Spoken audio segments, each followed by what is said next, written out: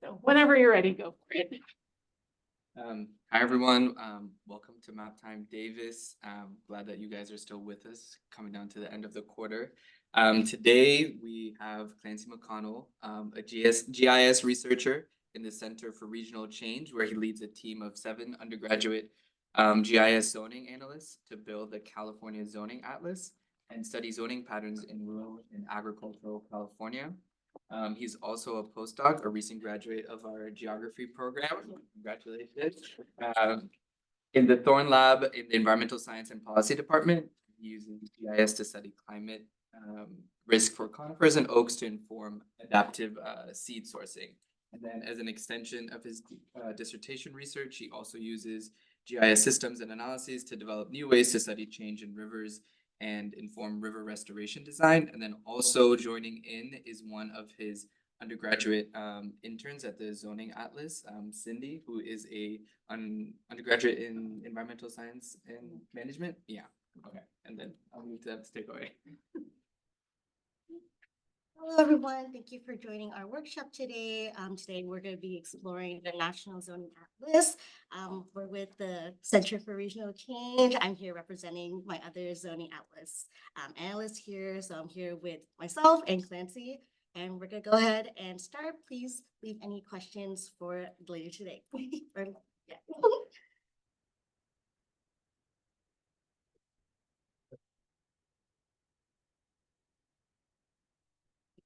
So first off, we're going to start off with explaining what is zoning. Zoning are tools that cities use. Oops. This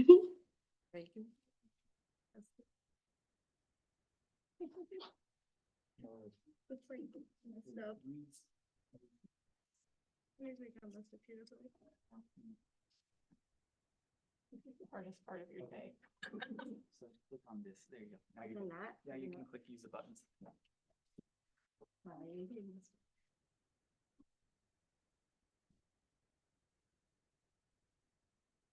Sorry about that. A little technical error. So zoning codes are tools that a city can use to designate and determine what can be built and where things can be built. Cities typically define these by 3 factors. So the first one would be use or activity that takes place on the land or in the buildings on the land. The second would be height and shape of the buildings, while the third would be the bulk of buildings and city regulations on setbacks. So in this example, we actually see a zoning map of Oakland and Berkeley. So what are the pros and cons of zoning? Some of the pros are zoning allows for cities to be able to implement community goals and objectives of a comprehensive plan, as well as facilitate efficient use of resources and prevent mixing of incompatible land uses. So an example of this would be like, if you wouldn't want a kindergarten right next to a nuclear factory. And then some cons of this would also be zoning can actually lead to stuff like redlining. It can be very exclusionary and also discourage development potential on areas that could be improved on more. So why do we need a zoning atlas? The importance of a zoning atlas is that it's a standardized central database. Zoning codes throughout the US are very, very long, very wordy, and are left up to the individual jurisdictions. And with the zoning atlas, it's going to be more accessible to the general public. So whoever has access to online will be able to access the zoning and be able to use it for their own projects. It's also very user-friendly and online. So what is the National Zoning Atlas? Our goal with this National Zoning Atlas is to visualize and organize 3,000 US zoning codes, aims to improve planning for housing, transportation, infrastructure, and more. It's also a lot easier and faster to check.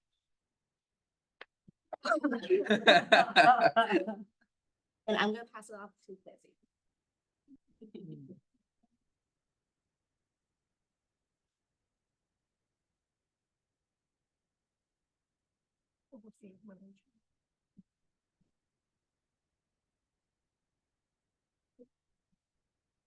Okay, yeah, thanks, Cindy. Good job. Okay, so the National Zoning Atlas, this large nonprofit, it's this structure that the California team works under. And some of the National Zoning Atlas has individual teams. They do a lot of their own data collection for states that don't have the support, but California is one of the states that has its own team. So we are technically the California Zoning Atlas underneath the National Zoning Atlas. Pretty cool. It was started by the Othering and Belonging Institute at Cal.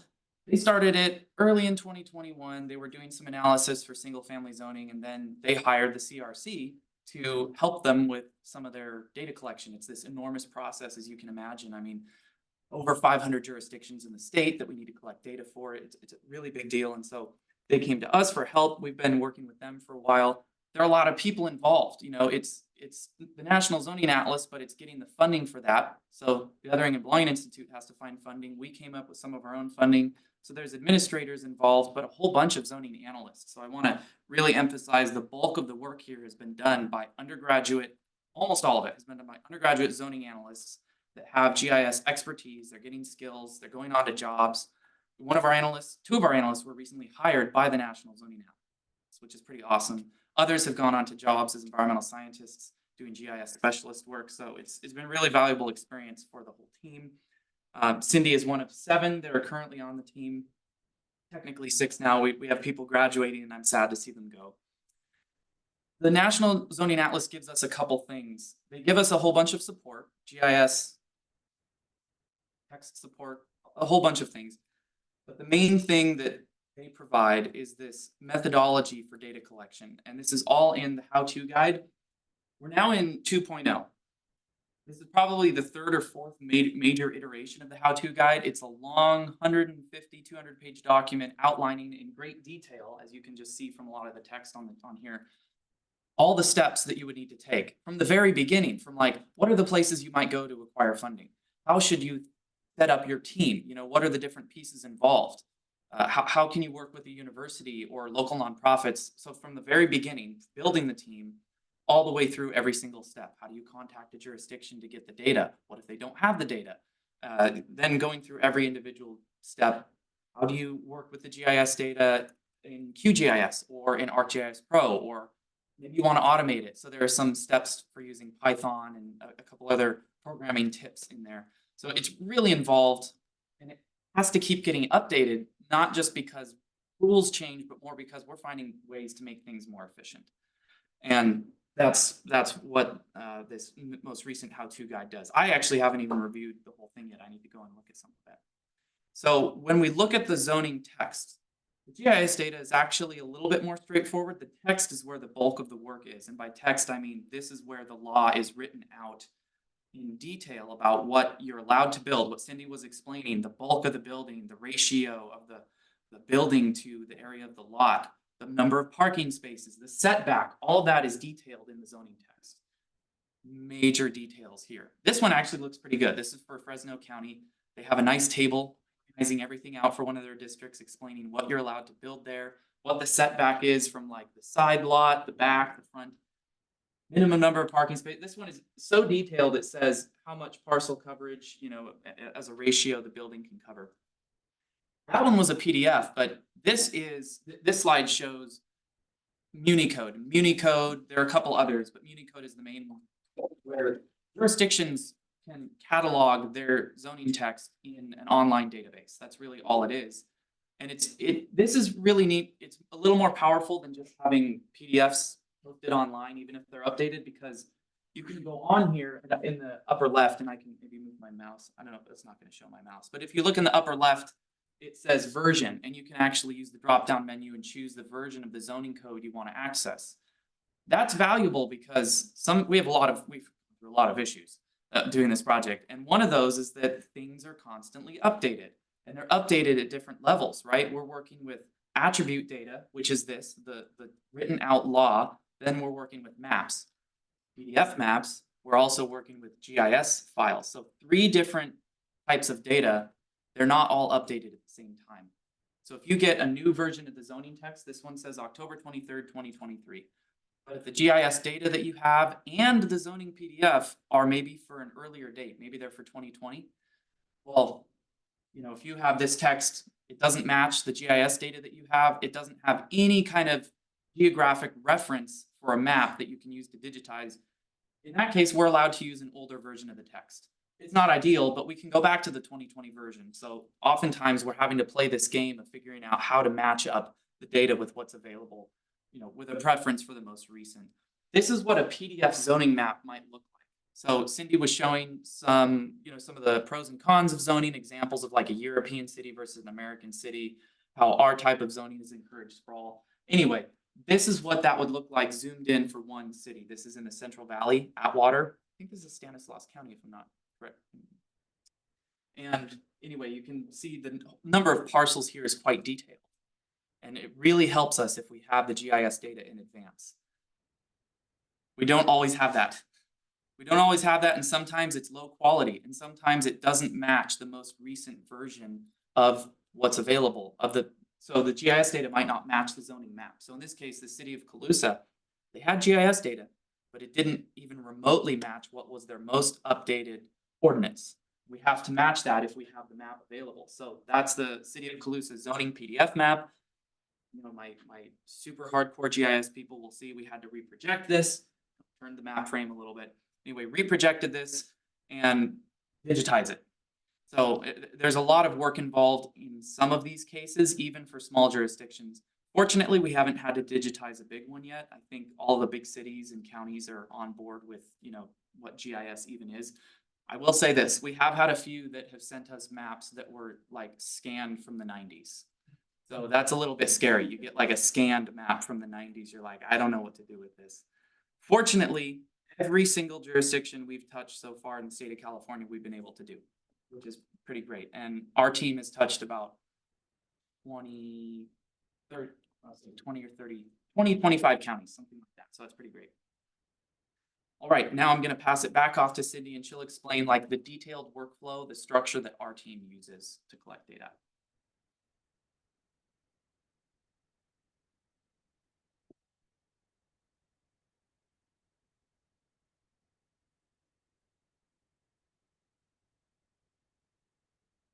Hello. So I'm going to go ahead and talk about the data collection workflow. So typically, the first process in collecting our data is to get signed an MOU, and then we get organized. Typically, we will assign our different zoning analysts, team members to different jurisdictions. We would then claim the jurisdiction, put the jurisdiction date, attributes usually collected from the zoning code that Clancy showed earlier, as well as upload jurisdiction footprints that we typically get through our OPR files. We then will create the zoning, I guess it's this point, create zoning districts, and then we would attribute those districts. Afterwards, we would clean and upload our GIS data and digitize if needed, as Clancy showed with the city of Colusa. And then we want to double check to make sure that our attributes are accurate, and then review and approve the districts and publish the jurisdiction to MCA. I'm gonna go ahead and, it's a little wordy, but I'm gonna go ahead and show you that actually later on. So some challenges with our data collection workflow is that regulations are typically left to the local jurisdiction, so it's not standardized across the board. And there can be a lot of vague wording in zoning text. So in terms of like jurisdictions that are overlays, they sometimes will use terms like combining, and that's kind of confusing, or sometimes they would say combined, or like, yeah. And then definitions between each zoning code changes. So oftentimes we would have to go into the code and double check what their definition of multifamily is, or what their definition of a accessory unit is. And like Clancy said earlier, yes, GIS layers will sometimes not match with the zoning code, and that's always very troublesome. So we're actually going to go look at the NZA editor tool, looking at the city of Bakersfield. So,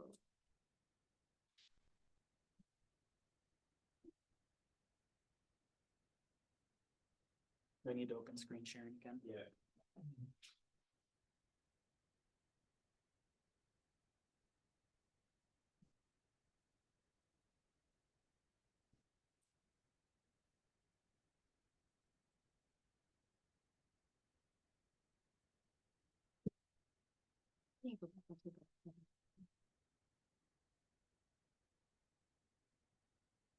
It's, It's a link, sorry, oh, the editor tool? yeah. There you go. Open. Hey, there you go. Do you wanna show them from Teams? Ah, you want to go to Teams? I see what you mean. So this is the National Zoning Editor Tool.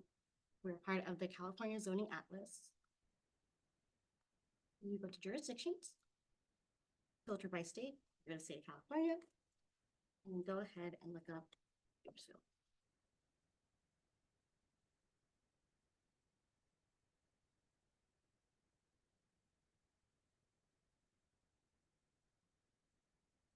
So Bakersfield is one of our good examples of an urban jurisdiction with different parcels. As you can see, there is like planned unit development zones as well as multifamily dwelling zones, agricultural zones. In total, the city of Bakersfield has about 355 pages in the zoning code, as well as about 32 individual jurisdictions. And then I'm gonna go ahead and show you an example of how we create these. I'm going to go into the test. All right. So typically we would start out with a blank city, and it's gonna typically come up right here with the name. We go ahead and claim. So let's say nowhere. This would be for California and in the county that's usually in.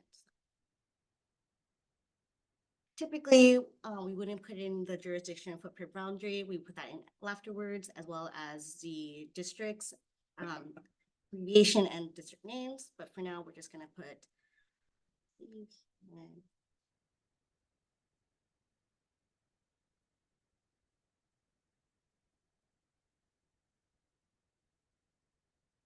so the first things that we do is we want to go through the list and fill out all the mandatory areas. So does this jurisdiction have zoning? And we usually can determine this by looking at the zoning code. If there's a zoning code, typically there is zoning. So we would say yes. The government type is typically municipal, especially in California. But if you need help, you go ahead and check this PDF right here. And then from there, we would fill out the other categories as like the pages in the zoning code, link to zoning code, link to zoning map, and downloadable GS layers. This is what I was talking about in terms of assigning it to who, which team member. We also put in information like staff planner name, email, phone number, just so people have an easier way to contact those who are in charge of the zoning code. So this is a jurisdiction that we actually made a little bit ago.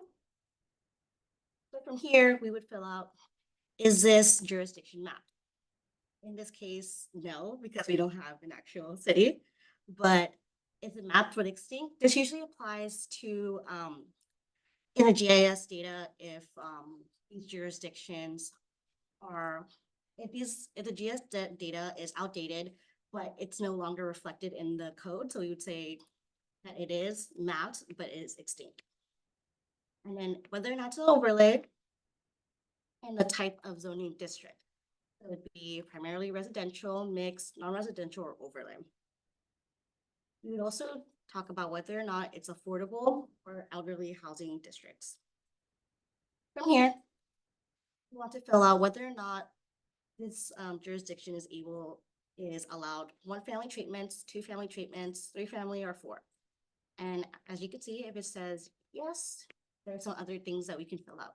Oftentimes, we're not going to find all the information for this, but we try to fill out as much as possible. And also, sometimes there's alternatives where they will give us a certain setback, but if it's a corner lot, it will be a different setback. So that is something that we would have to put into our alternatives here. Right. And then from that, we say whether or not if affordable housing is allowed, if there's any accessory dwelling allowed. I'm just gonna press yes to show you guys how those look.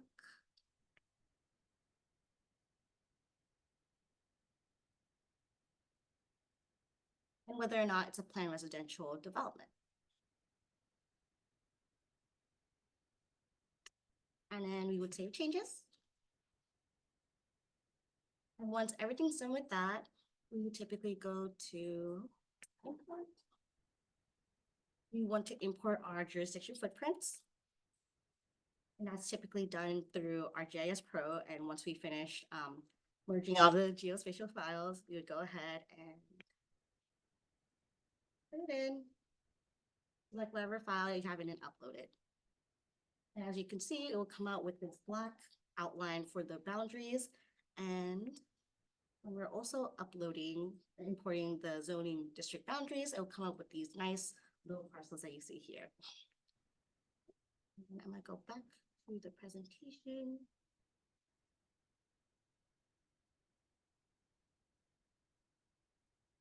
You can just keep sharing and show the different examples of Oh, the okay. atlas, yeah. All right. Well, I can't get back to the slides. So I'm just gonna go ahead and explore the actual zoning atlas itself. This is the atlas map. And right here, we can see the state of Connecticut. The state of Connecticut is actually one of the states that we finished first. And as you can see, it's a very nicely done. If I can, can you zoom in on that?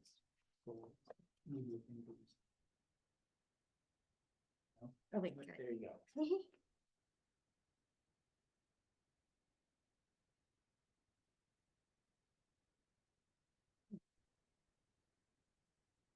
Right. And as you can see, state of Connecticut is completely done. And we can see each of the individual jurisdictions. If we zoom in a little more,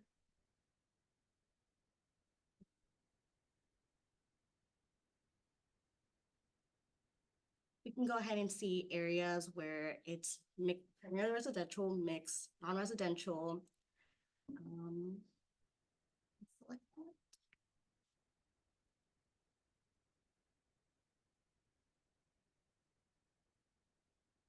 Taking a moment to load. If you want to skip to Stockton, you can, yeah. But yeah, we're gonna go ahead and skip to one of the jurisdictions actually in California.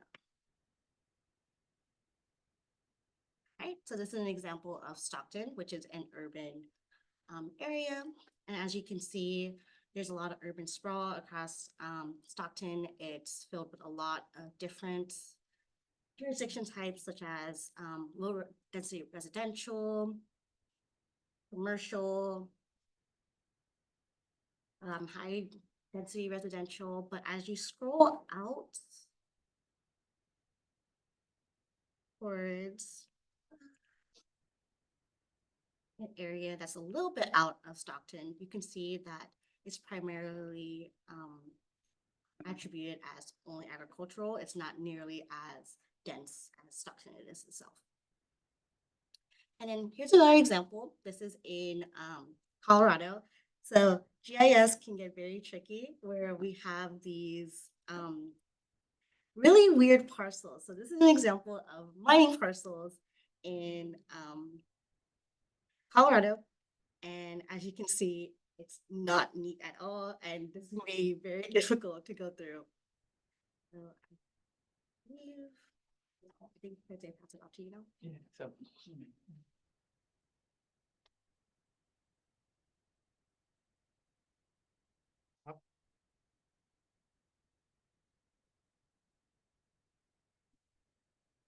Okay, yeah, this is, you can very much see how the zoning is a product of history, everywhere you look, yeah. All right, I think I'm gonna do a new share. Let's just bear with me. There's a question you're willing to take it? I could read the question. Okay, sure. Are tribal areas and federally controlled areas included in the map? That is a good question. Maybe before I share screen, I can go back and it's still sharing this, right? In your Zoom? Yeah. Yeah, that browser. Okay. So let's go back to the atlas and I'm gonna refresh the page so you can see what it looks like when the atlas first loads.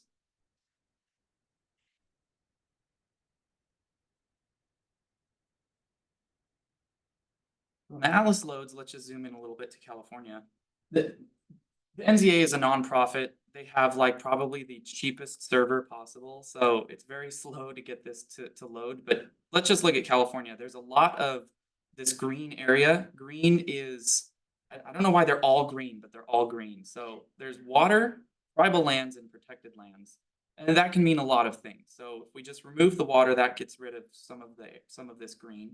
We also have a lot of protected areas, so let's remove that. But we still have some green that shows tribal lands. So this is kind of a tricky one. Sometimes it is just tribal lands and it's not included in the zoning because these tribal lands are often, their own nation, and so they don't have the same type of zoning concept for planning or development that much of the rest of the country does. So that's one reason. Sometimes they do have their own zoning, in which case it acts like, it can act like any other jurisdiction that can be incorporated into the atlas. So far, our team hasn't come across one of those, as far as I know. Cindy or Christine found one? Tribal land, yeah. And was it zoned? It was zoned. It did have zoning. Okay, so it looks like we had one that was zoned, so we did incorporate that in here. So hopefully that helps answer the question. We can incorporate it if it has zoning. If it doesn't have zoning, it would appear on here likely as tribal lands, because they have one file they're using to show tribal lands. If we have zoning, that will override the tribal land designation, but if they don't have zoning, they'll just be called tribal lands. Another option that's possible, if it has gone through the scenario of it doesn't have zoning, but we've looked at it, and so it would be for it to just show up like in gray, like these examples. So let's just zoom out and look at the whole country. Most of Texas does not have zoning. At least they don't have it in the way that can be standardized in this atlas. So, Texas, in my opinion, was very easy for the Texas team to do. They just had to go and mark all of those, whatever, 100 counties as no zoning. So that's another possible option if it's a tribal land that it has no zoning. I'm not sure if it would be green or gray in that case, though. That's good.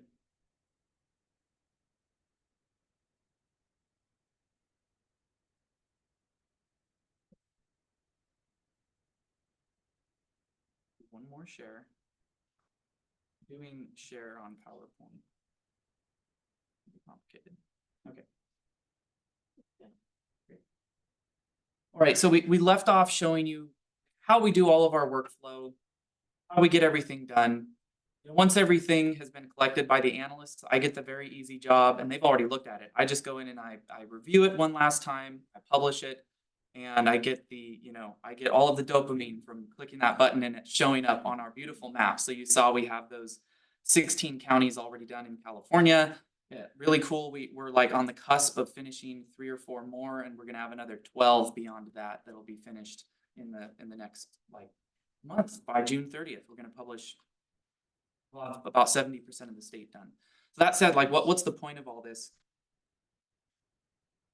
Well, I think maybe even better than research, better than just cool data visualization, would be the National Zoning Atlas is the democratization of what is public law. It's taking something that's been used as this exclusionary tactic. It's been held in the hands of the government. Technically, it's public domain, right? This is law. Anyone can go look at it, but it's not publicly accessible. And it's not been online. You have to go into the office and ask for it. I will say, let's go back just a few slides before I jump into the advocacy. When we try to get this GIS data, especially early on, this was a couple years ago, and it might have just been partly the political climate. We would go and look for the GIS data and say, we're a research team and we're interested in getting your GIS files for zoning. Would you mind passing them along? Again, remember, this is public data. We don't have to ask politely. We can just ask for it. And they would say, well, we don't have it. All of our GIS data was done by a private company. We contracted to AECom or whatever to do all of our planning documents, to write all of our ordinance, to update our general plan. So they have all of our GIS files. So here's their email. First of all, that's not right. I don't know if it's against the law, but it's not right. So we would contact the company and then they would say, nah, we don't want to give it to you. That's ours. We own that data. So we came up against that a few times. So this is not by any means a smooth process of just, go online, click for a zoning code. It's not that easy. About 15% of the time, Cindy, what would you say, 15-20% of the time, it's a little bit of a challenge to get these files. Yes. Yeah, it's not as easy as just downloading them. So there's some work involved, whether we do this where we digitize or whether we demand it from that jurisdiction. There's work involved just to get our hands on the data.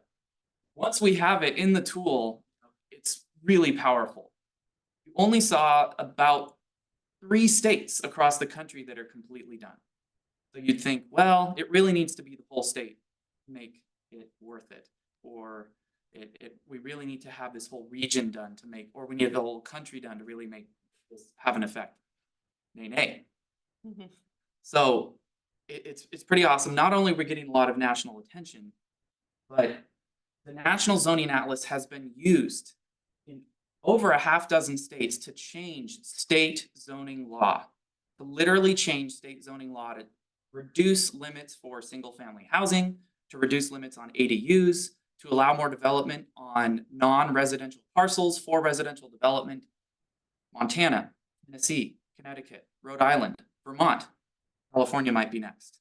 So it is making really big national change, and it was cited in President Biden's White House report for housing and development, which was just like last month.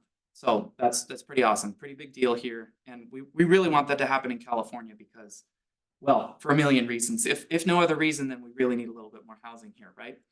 So our team has a few of our own questions. We're trying to focus in on a couple things. The Center for Regional Change has a directive to try to address issues that people in the Central Valley face. You know, it's agricultural, rural in some cases, generally lower income.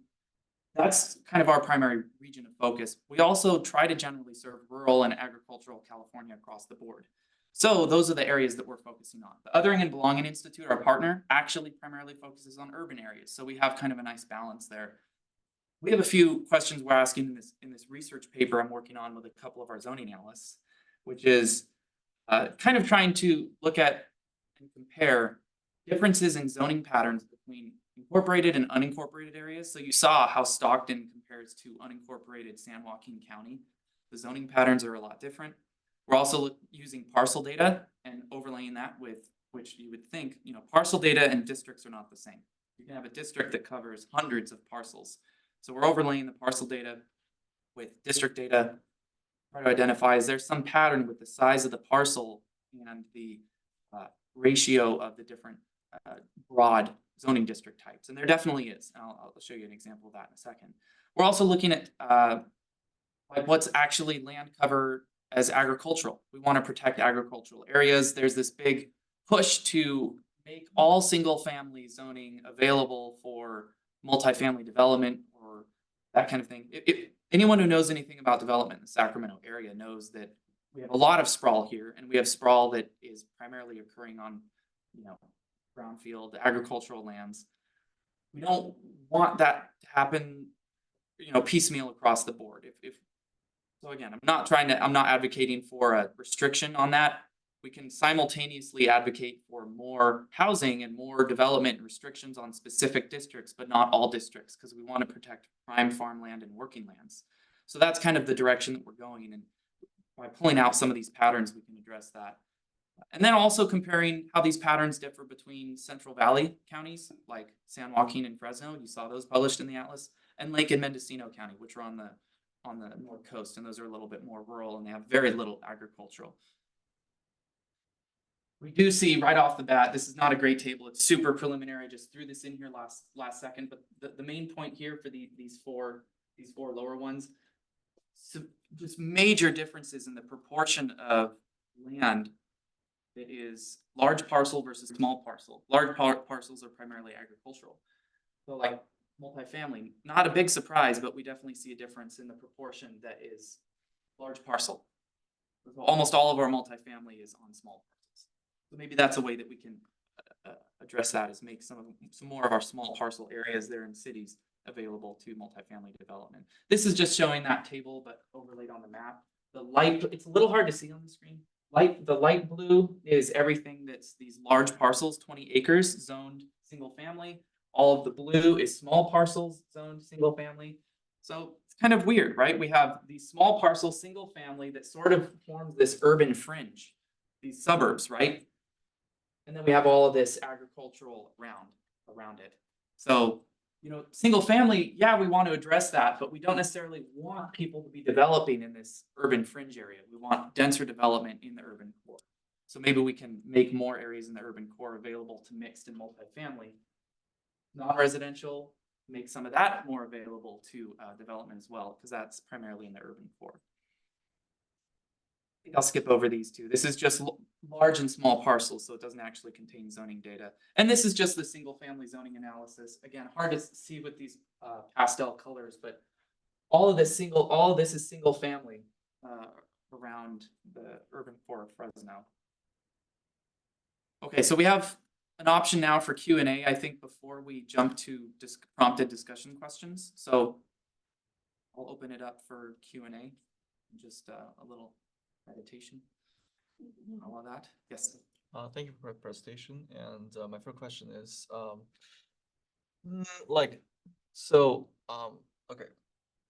I forgot. Okay, so why do these cities not make their zoning data public?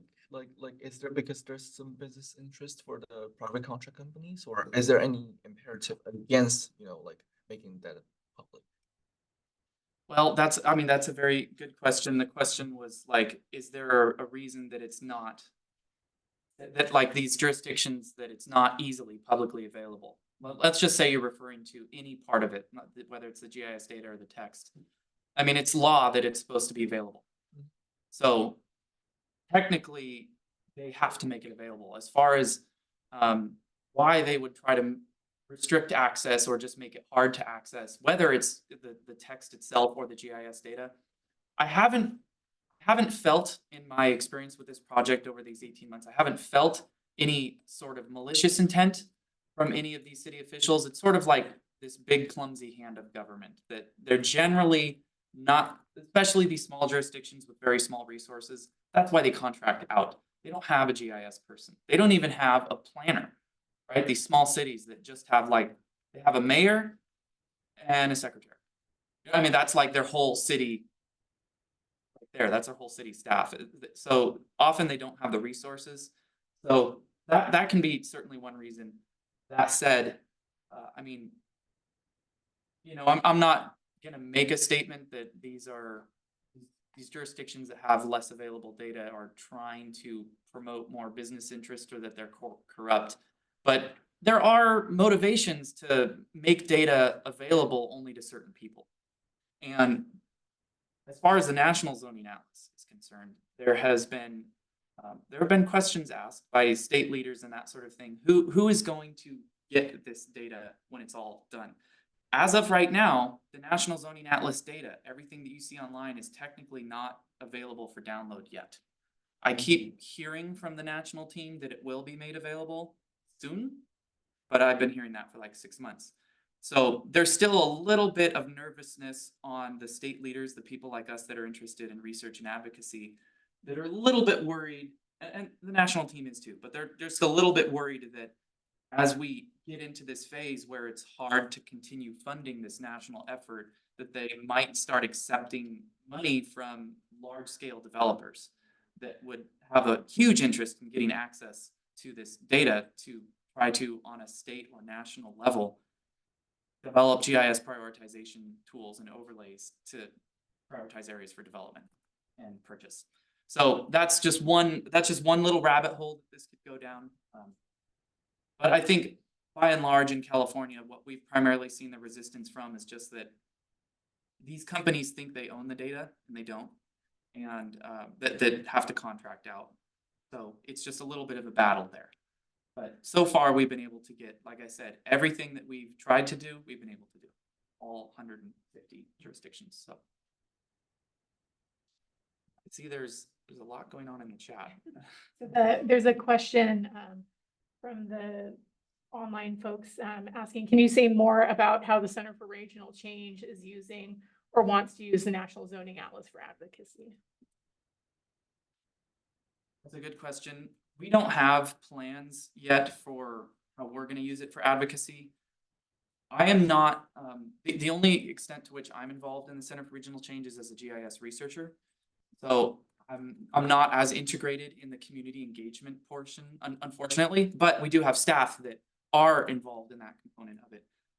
We haven't yet gotten them involved in our project. There's also been a lot of transition. We've had a couple executive directors and now, and Catherine Brinkley is our faculty director. She'll be stepping down. We have some staff turnover that, and this project, our contract right now is going to be ending in June. So to a certain extent, we're dealing with administrative issues that, you know, are kind of challenging. If I were to approach, you know, someone in leadership and say, we want to really get this out there and fully democratize this tool, we have the capacity to do that. And so does the Othering and Belonging Institute. We're ideally set up for that, but we don't have plans yet. So it's a good reminder. So maybe this summer we can get that push out and contact the jurisdictions we have done stuff for. And I will say, I am proud of the fact that we're going to have everything done by June 30th. That is almost all of rural and agricultural California. So we did not, at least the Center for Regional Change did not say, yes, the cities are definitely the most important thing. Cities always get a lot of attention. But what about all the poor, lower income areas? Those are what we focused on, and those will be available first, including the Sacramento region. So anyway, that's a good reminder. So you guys earlier mentioned about like the discrepancies between at what level maybe data is updated at. And I'm wondering, does the zoning atlas have like the functionality to say like for Colusa County, if you wanted to look at the 2010 zoning report versus the 2020 zoning report, is that something that, you know, with the limitations of budget research, that kind of thing, is that something the National Zoning Atlas is trying to incorporate, or? Yes, good question. The question is pretty much, what's the plan for updating? Well, and you asked about like a 2010, which would be historic. Yeah, historic and then future update. Yeah, so I mean, historic, there's certainly no interest in. Well, you know, there's no interest from our team or the national team on doing historic. Although, you know, if you wanted to a local scale study, this methodology sets that up pretty easily as long as the data are available. Right. So you could do that if you wanted to focus on a region or a county or a city. You could do that because this sets that up, but our project is not collecting historic data. That said, let's move to the update process. That's been probably the biggest question from all the state leaders and from people who want to use this tool is, how's this going to be updated? We've been collecting data since August of 2022 with the CRC, and already we're seeing a lot of updates come through. Stuff that we've collected for our earlier counties like Fresno and San Joaquin is already out of date. I mean, you saw the one we showed you for City of Atwater was updated in 2023. So we just got that into the tool right after it was updated. The National Zoning Atlas is developing like a framework for having updates better incorporated, because that would be a really important thing. You can't expect this tool to be that useful 5 years from now if we don't have a plan to continue this going forward. Is it, and this is just my ignorance when it comes to zoning, but like, is it like every jurisdiction can update at any point? Yes. Okay, yeah. I'm not really sure what you would call this. It's not libertarian, right? Where it's like everyone does their own thing. That's more like states' rights. I'm not really sure what it is politically, but yeah, it's everyone is on their own. All of this stuff is completely piecemeal, which is, so I guess I'll just say, add one thing on to what Cindy said in the beginning about like what is zoning.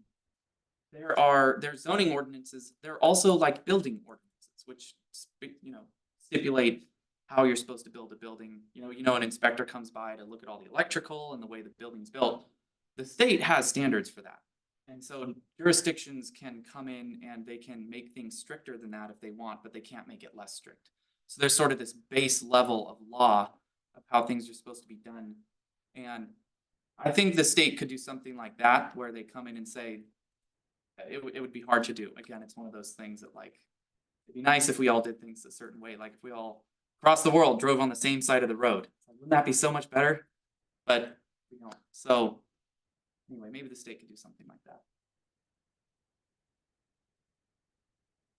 There's a little bit of discussion going on in the Okay, Zoom chat about people are agreeing that having that rural focus was really important because they feel like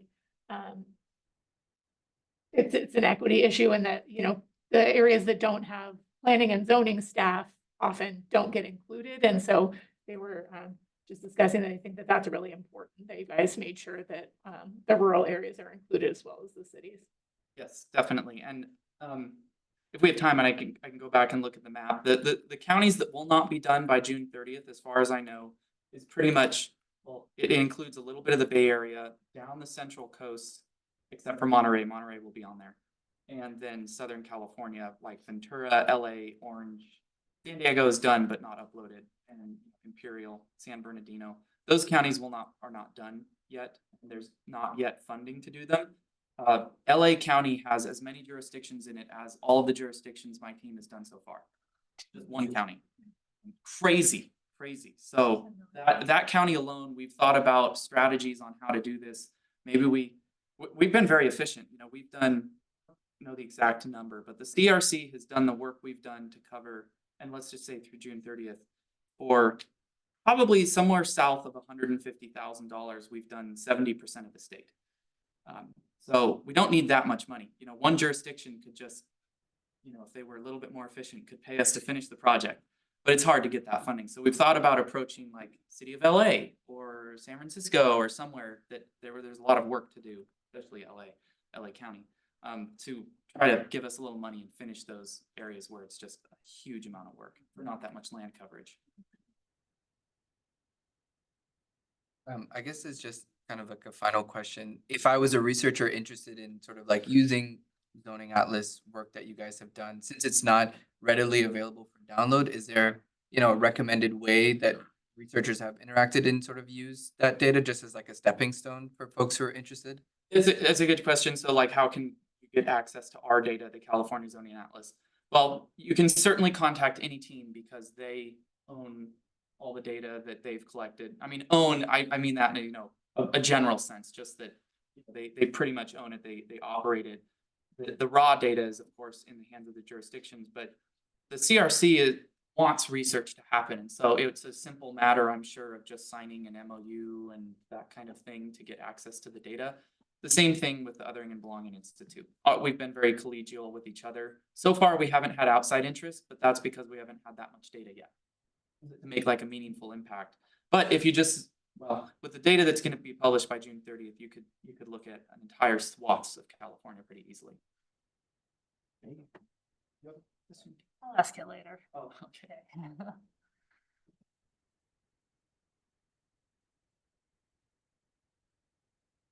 Other questions on Zoom or anything? This is just like maybe a more personal rather than related to the presentation. Like, say if you're like working in like a nonprofit, and so you were talking about like funding and how do you obtain them. So, what kind of general more funding advice would you give to kind of people who just started their careers? Well, I do not have any funding advice, but I can address the funding issue for the project. Yeah, I was gonna say, keep the personal questions to yourself until later. Okay. I can address funding though for this project in a general sense, if that's okay. Like, you know, Yeah. so I mean, this project actually so far, this is, you know, nice to mention. I don't have the names of the funders, but it's actually private funding that's funded us so far, and general funds from the Othering and Belonging Institute, and a small amount of general funds from the CRC, which we get donations for primarily, like big donors. So anyway, that's where our funding has come from. But so if you're interested in other states, Washington State, the state itself allocated just under $500,000 to do their entire zoning atlas for the whole state, which is actually, if you think about it, quite a lot of money because we're doing all of California, which has over twice as many jurisdictions for less than half the money. So anyway, that bid went out and I think someone got it. But anyway, $500,000 to do a state. The National Zoning Atlas, you know, they have their own rates. So they have funding, but jurisdictions, or even to a certain extent, individuals can hire the National Zoning Atlas at their rates to do individual jurisdictions. And they have those for like, is it a small jurisdiction or a large one? How many districts does it have? How many pages? So they have it all lined out and specified. But yeah, so our team, we're relying on undergraduate zoning analysts They're getting, you know, experience from this, they're paid. We're super efficient right now. We're certainly more efficient than even like a contractor would be doing it. So I will say it's like super proud of our college student team.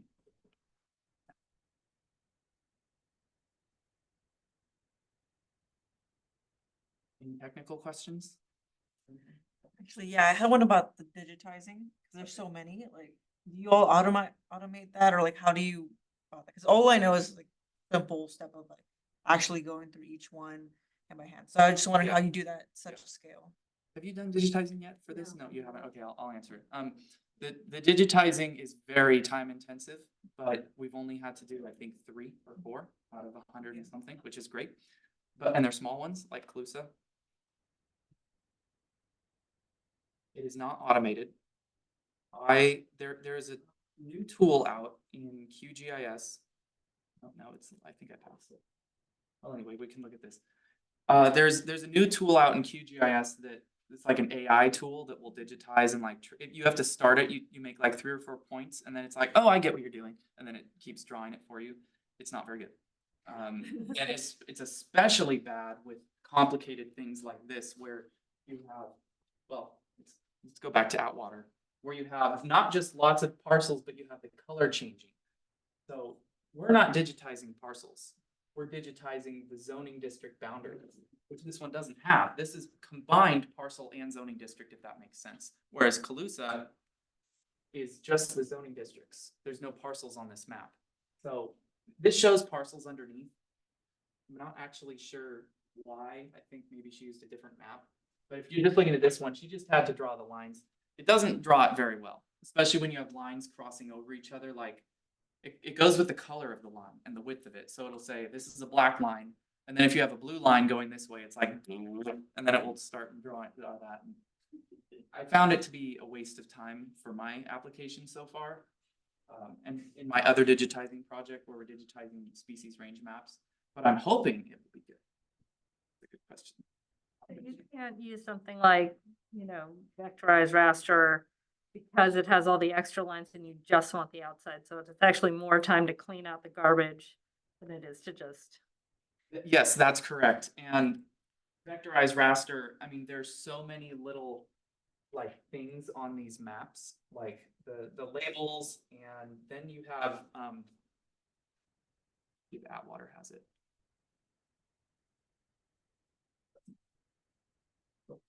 This is a little bit hard to tell. This one is, well, on the smaller map, you can see it's got like hashes in it. So does this one. So it's got a base. Yeah, so it's got like a base district, and then what Cindy was describing as getting, this is complicated with the jargon. There's the base district, which is say green, and then you have a hash, which is an overlay or combining district. And some of these have multiple overlay districts on one single base district. Anyway, so we've been fortunate in that so far we've only had to do small ones. This doesn't take too long. This took Sung probably like 10 hours to do. It sounds like a lot of time, but big picture, you know, we've been doing these for, well, 10 hours to digitize it, and then probably another 7 hours to do all the rest of the attributing. Depends 10, on. okay, yeah, so it took double time, but we're only having to do 3 out of 130. That's not too bad.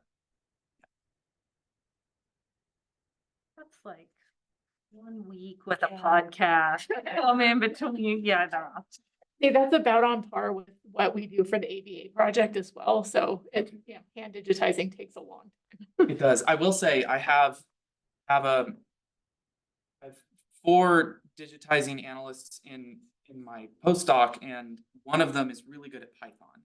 And so what he's done is, you know, there's a workflow with digitizing, right? There's like, you have to first create the feature class. It has to be named the right thing. Then you go through and digitize things. Then you have to convert to Polygon. Then you have to attribute all of the individual Polygon. There's a process, right? So he wrote a Python script that automates all of it except for the digitizing. So you just hit enter or you hit yes, whatever. And it works through the script, and it takes, so there's no time except for the drawing the lines. So that saved us probably 1/3 of the time the students spend, which is great. Great. Yeah. But I'm not good enough at Python to do that, but fortunately he is.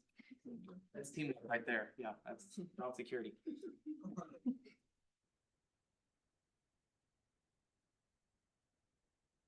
Okay.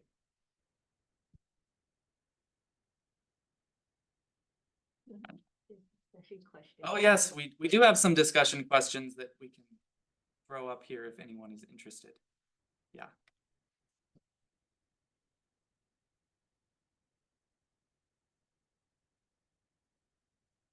Ah, yes. Okay, so we showed you like what we're interested in for current research and that kind of focus, but what might be some other issues to address using zoning data? And it can be creative too. That was my question for later. Later. What's the, I was wondering if you'd ever thought to overlay it with something like the FEMA flood zones to, Good question. That is literally exactly what the New York zoning atlas team is looking at right now.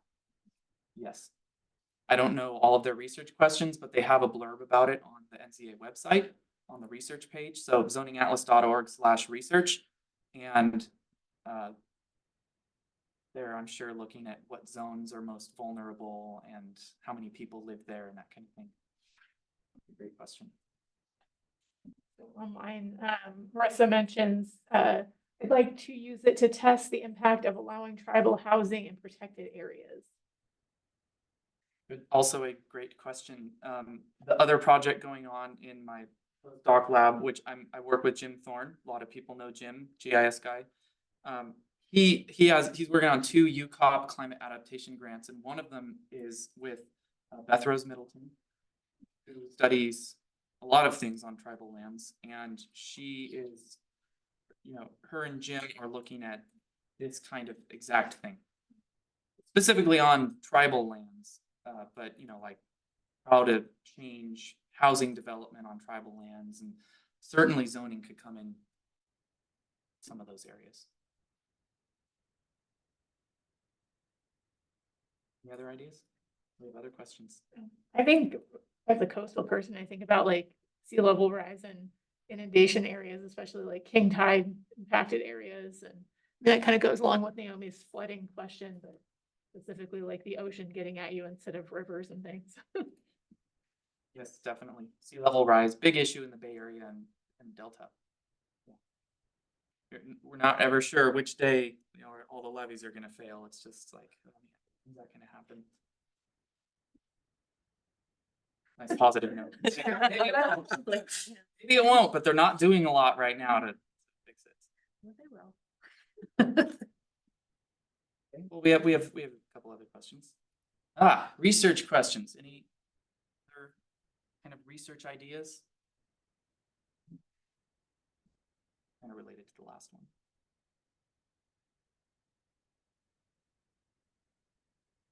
Suggestions for the NZA research page or the national team besides updating? Yeah. So maybe you covered this, but does this only include current data, or are you thinking about showing like historical changes in zoning? I know that's even more work, but I'm just. Well, some of the teams have looked at historical zoning.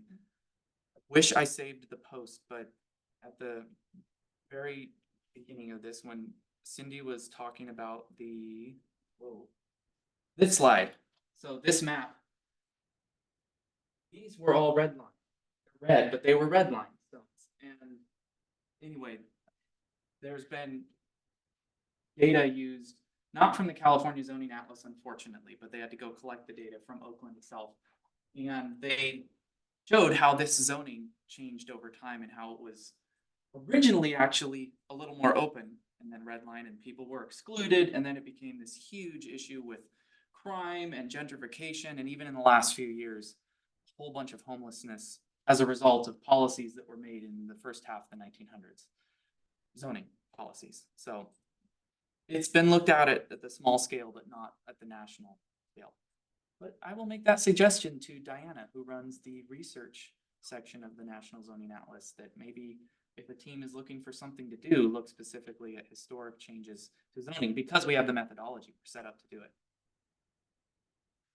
Well, just to add on to that too, like there's been recent changes in rules about HOAs and things like that and ADUs, and would you be able to I mean, without, it's a whole thing to track things over time, but like, since the advent of this rule, can you track how, how many people, how people have implemented that? Does that make sense? That doesn't make sense. Well, I mean, Like, how many ADUs have been built since here and what kind of zones, sort of thing? It's because it's publicly available data, it's something that you could look at. I mean, I'm thinking city of Fresno, which is one of the like 3, 4 cities in California that allows tiny houses on wheels. I mean, it's very restricted. It's like you have to have a concrete pad 4 inches thick, 20 feet, but and they have all these rules for it. But you can get the number of permits that have been filed for an ADU or for a tiny house, which is slightly different than an ADU. So you can track that kind of thing along with the zoning policy change. It's pretty easy to do with Muni code. And if you just looked at one city and you just maybe hired our team, the national team, you could pump out a few iterations of the historical data for one jurisdiction and look at that. Yeah. Let's get my question. We have a question online about how do you know when a jurisdiction has updated their zone? I mean, that's a good question. If it's updated, it's supposed to be posted for the public. So, Cindy, in your experience over the last 6 months, and you can, if you want, you can come up here for this too. How many are not online? How many are we have to call? Honestly, a good bit, we have to go ahead and contact for the most current version. If not, we just kind of have to periodically check and see if they update it. Okay, yeah, so she was saying it's time intensive for 15-20% probably that not necessarily that it's not updated, but maybe they just don't have anything online. And so knowing when it's been updated, if it's updated, it's supposed to be online. That said, this is really gets quite complicated because our GIS data is from a multitude of sources. It's from all these jurisdictions if it's available.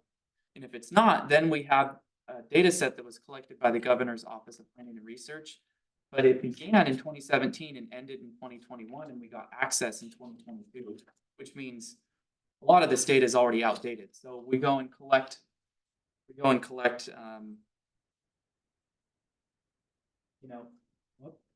this attribute data online for 2023. Maybe we don't even have the 2022, but the data was for the project was from the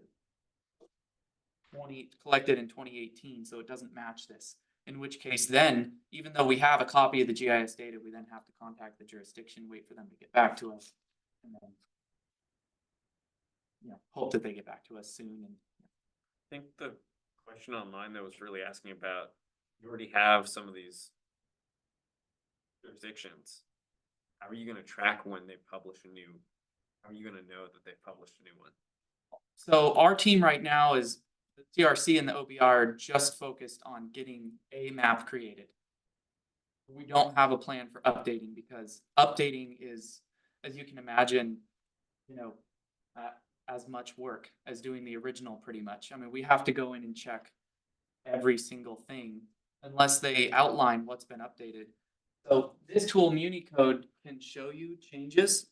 It's not super reliable, but you can click this button and it will say, well, setback was changed from 35 to 40 feet. Well, you'd have to go in and change that. So that can help, but the GIS data itself, I mean, with a city like Atwater, just take my next slide, going in and checking how this has changed, that might not be too big of a deal, especially if they haven't changed anything outside of their current jurisdiction footprint.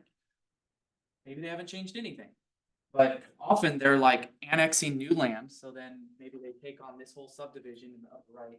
So then it's a whole new jurisdiction footprint. And then we have to update the whole entire GIS file and clean it all up again.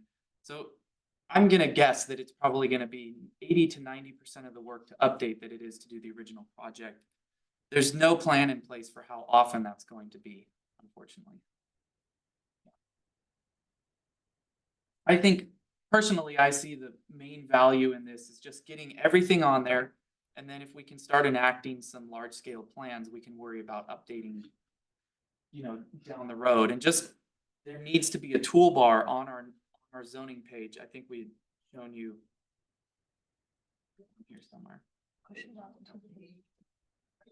Showing you a section where it shows the attributes for the zoning atlas tool, the atlas map, which Cindy was exploring with you earlier. And by the way, you're welcome to explore that now if you want. We can put it in the chat or something. But there should be a little toggle on there that shows only show data that was updated recently, something like that. Or it shows the date specifically that it was entered and the date that the plan comes from. The plan was updated in 2023, something like that. There's an interesting point that was made by someone in the chat that some jurisdictions deliberately don't update the zoning code. They use the way it currently is to maintain some sort of political power over the process. I know that there's lots of cities that don't do it because of budget. It costs a lot of money. I forget, the city of Davis has a plan to do it every certain number of years, but they're behind on that because it's expensive. I don't think it updates as often as people might think it. I suspect most jurisdictions don't update it unless they have to. I would say that is completely accurate. I kind of wonder if at some point you could sort of market this tool as like a way for jurisdictions to share their information. Like this could be the place where they, something changes, they come and update their information and put it here, and then, easy peasy is all in one spot.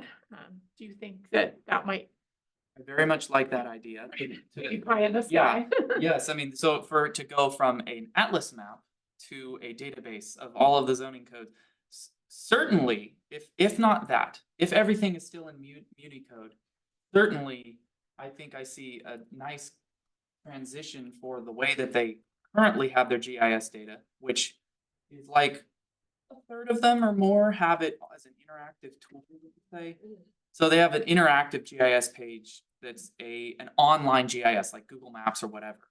It's an online tool. Instead of, 20,000 jurisdictions across the country having their own interactive GIS tool, separately funded, why not just have it on the National Zoning Atlas, and then it's standardized, publicly available?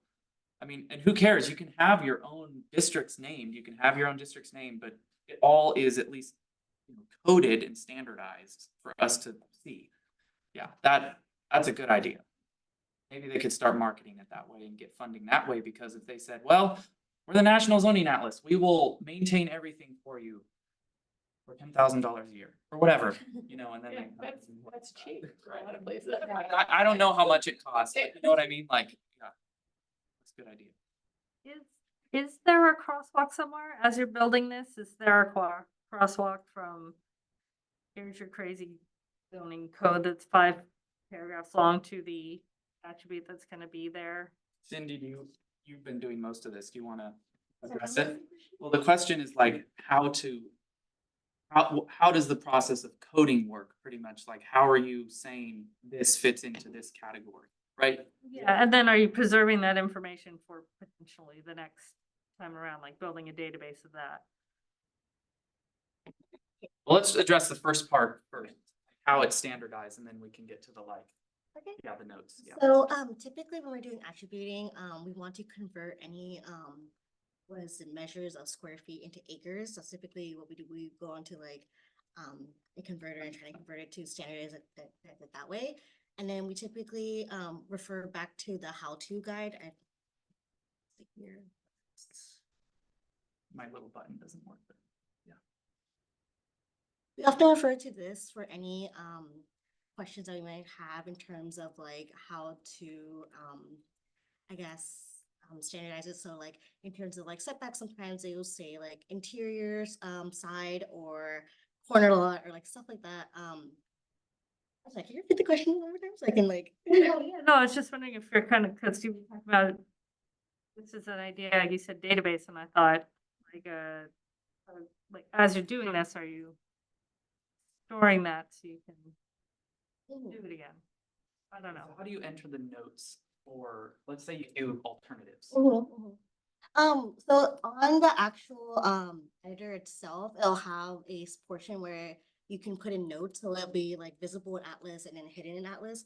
Typically, if it's something that's contextual that we can't really standardize into the actual entry box, we would typically write into there like contextual C notes, and then when you go to the notes, we'll have the section of where it specifically talks about those setbacks or the height regulations and stuff like that. Yeah.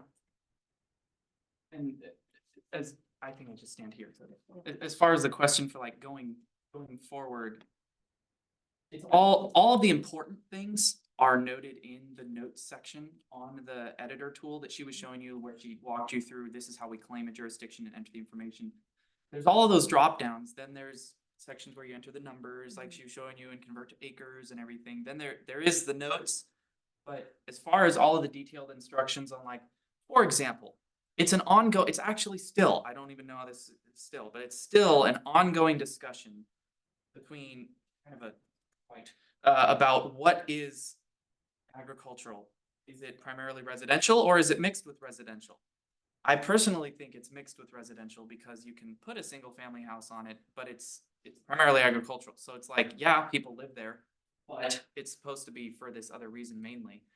The zoning atlas specifically outlines, and they didn't have it in the first one, but they had it in the second one. They specifically said, well, agricultural land is usually primarily residential because it tends to get converted into residential. And again, I don't want to like mix it up too much, but all of that kind of thing is outlined in the how-to guide about these little decisions about what counts. And oh my gosh, what are some other things, like what counts as an overlay district?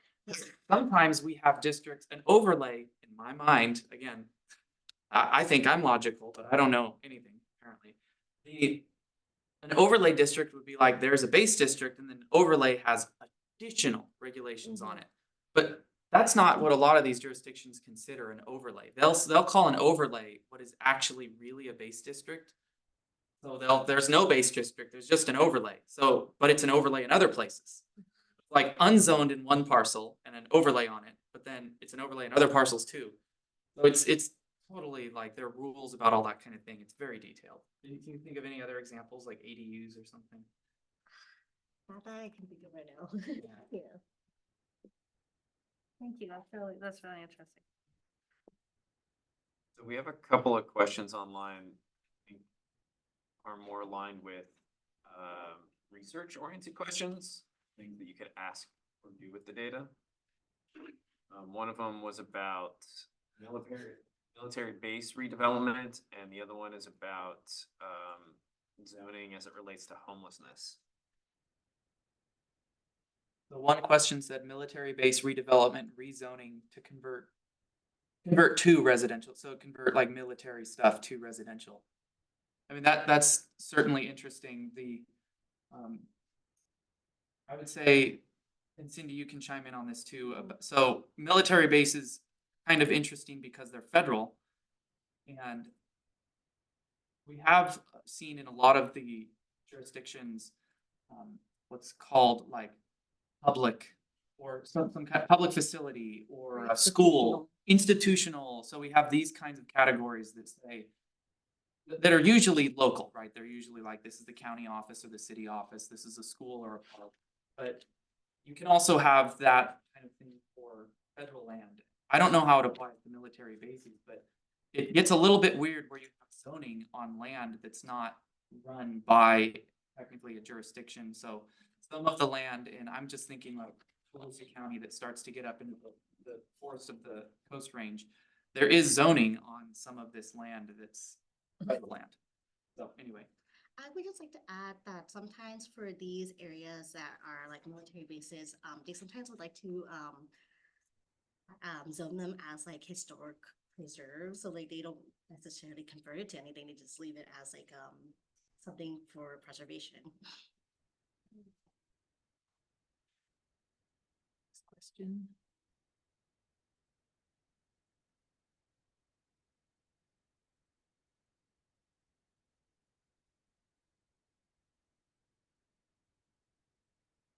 Bit of a discussion thread about how to apply it to homelessness.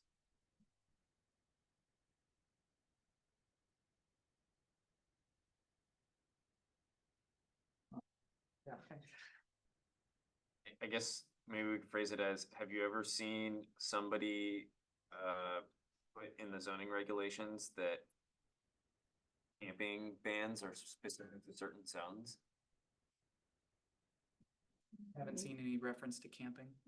Not necessarily not in the zoning codes. I haven't seen anything in particular that talks about any homelessness like bans. So, That's an interesting point though, like the zoning ordinance is just so.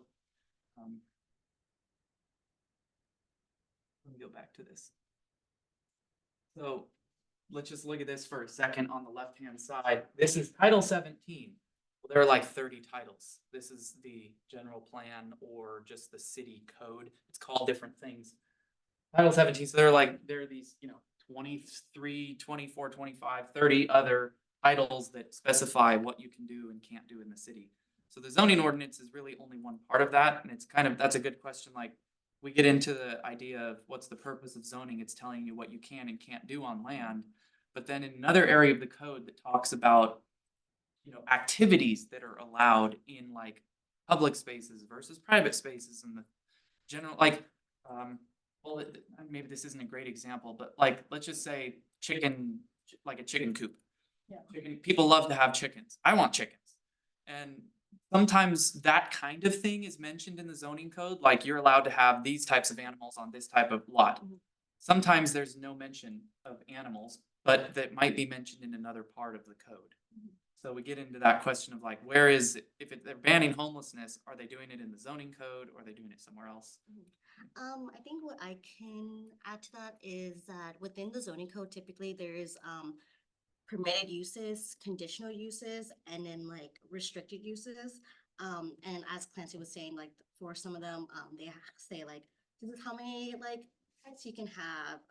These you can like, I guess an example of this would be like an accessory unit. They will probably say like, this is conditional with a minor use permit. And it's like, depends, and you kind of have to jump around to see whether or not it's allowed or not. Yeah, I mean, it's a super sensitive topic, homelessness or houselessness, and then extending that discussion into what you're allowed to do on a certain lot. I mean, that's why single family zoning it's like seen as this huge thing, because is it really that big of a deal to have, two families living, on a parcel, or to have a trailer parked somewhere because there's no housing available? And it really gets into that idea of, are you just occupying the lot and breaking the law, or are you just trying to survive because it's really not that big a deal? So some cities are trying to do this. I mentioned Fresno has a much more flexible code for allowing ADUs, but unfortunately, I haven't seen anything addressing homelessness or houselessness using zoning data yet. There might be something on the National Zoning Atlas news page, which has like 100 articles in it. So you could peruse that and see if there's any discussion on that. Are there other questions on there or more discussion? No. Just discussion. Deeper discussion about the fact that if you wanted to understand homelessness in conjunction with the zoning, that you would have to find some other data to combine that with to understand like where unhoused people, trying to live or things like that. I think you could do research on, are there types of zoning that tend to have more or less homelessness, and is there a reason for that? The zoning have an impact on where homeless people end up? And it could, but it sounds like it might be indirect, and the reality might be that you need to research where in the municipal code things that address homelessness actually written, and do they reference zoning in any way? Well, and one way that could be very quickly modified would be to create a zoning district, which would, something the city council in the planning commission would do, would either a zoning variance or to create a new zoning district in the new general plan to zone areas for tent encampments and that kind of thing. So to at least eliminate that as a burden on people trying to find space, and also to not criminalize you know, actually make space that's for that use. But it's not set up that way right now. It's not set up for people to live on land like that.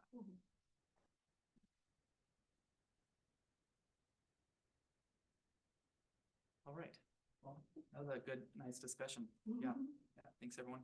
Do we have anything else? Yeah, you're welcome to explore the Atlas tool. Michelle, did you happen to put it in the chat? You did? I posted it earlier. Thank you very much, yeah. So feel free to peruse that. Like I said, the server is probably really cheap, so it's really slow to load, but if you're patient, just like peruse your areas and. There might be more discussion questions. that we Oh, can are- get to. No, people are just thanking you. I think we Oh, went you did? through Okay. them. I think we got to the end, Okay. yeah. You want to stop the? Okay. Yeah. Thank you so much. Yeah.